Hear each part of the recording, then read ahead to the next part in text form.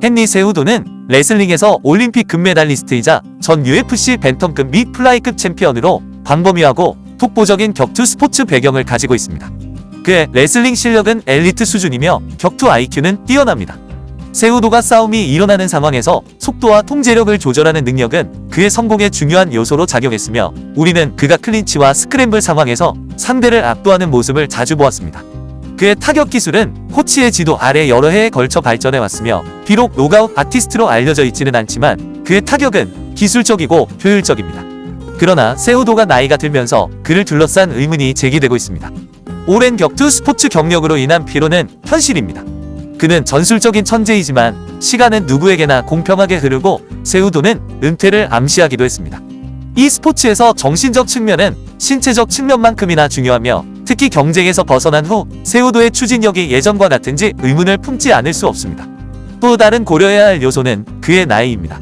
세우도는 싸움 당시 38세가 될 것이며 여전히 뛰어난 운동 능력과 기술을 가지고 있지만 몸은 예전처럼 빠르게 회복되지 않습니다.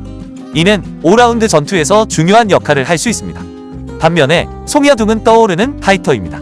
그는 더 젊고 빠르며 이 싸움에 완전히 다른 에너지를 가져옵니다. 송야둥은 양손의 강력한 KO 파워와 견고한 그래플링, 그리고 과소평가된 레슬링 실력을 갖춘 믿을 수 없을 만큼 다재다능한 파이터입니다. 그의 타격은 날카롭고 접전에서도 매우 위험한 선수입니다. 우리는 그가 싸움을 거듭할수록 발전하는 모습을 보았으며, 옥타곤에서의 의사결정 능력도 점점 더 향상되고 있습니다. 송야둥의 젊음과 내구성은 이러한 싸움에서 큰 이점이 되며, 그의 빠른 속도 덕분에 거리를 신속하게 좁히고 세우도의 레슬링에 쓰러지는 것을 피할 수 있습니다. 송야둥은 페이스를 조절하는 능력이 과소평가되어 있습니다. 만약 그가 일찍 태클을 피할 수 있다면 세우도를 상대로 타격을 가하고 자신의 강력한 샷을 몇 번 날릴 수 있을 것입니다. 그의 풋워크와 거리 조절 능력은 세우도에게 문제를 일으킬 수 있으며, 특히 세우도가 느려지기 시작할 수 있는 후반 라운드에서 더욱 두드러질 것입니다.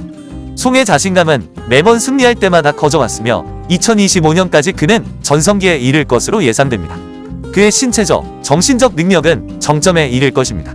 싸움 자체를 스타일적으로 살펴보면 세우도가 레슬링을 이용해 싸움을 통제하고 송야둥의 타격을 억누르려 할 것입니다. 세우도의 핵심 전략은 안으로 들어가 송에게 압력을 가해 방어적으로 싸우도록 강요하는 것입니다. 만약 그가 송을 케이지에 가두거나 일찍 쓰러뜨릴 수 있다면 5라운드 동안 송을 지치게 할 기회를 얻을 수 있습니다.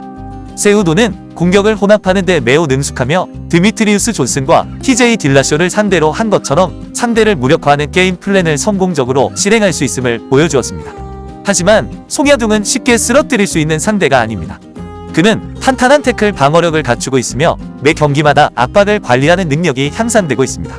만약 그가 세우도의 태클을 막고 경기를 이어갈 수 있다면 그의 파워는 중요한 요소가 될 수 있습니다.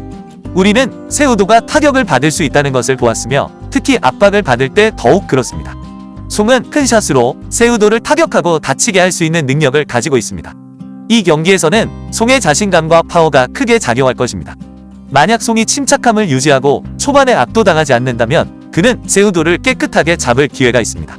심폐지구력 측면에서 세우도는 항상 훌륭한 컨디셔닝을 유지해왔으며 5라운드 경기에서 끝까지 갈 수 있는 능력은 그의 경기에서 중요한 요소입니다.